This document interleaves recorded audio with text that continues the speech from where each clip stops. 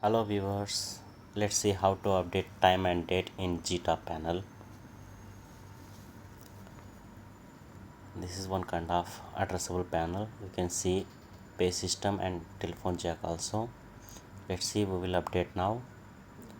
You can press here right, it means menu. You can put the password, this one unique password, sometimes will change. Let's go in set time.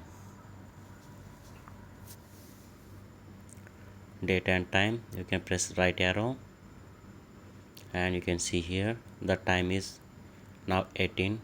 Now we have to put 4 p.m.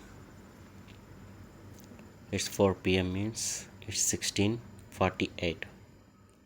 We can choose the time, minutes, hours, date by pressing right, left, up and down arrows. Now we fix 16:48. You can accept by F1.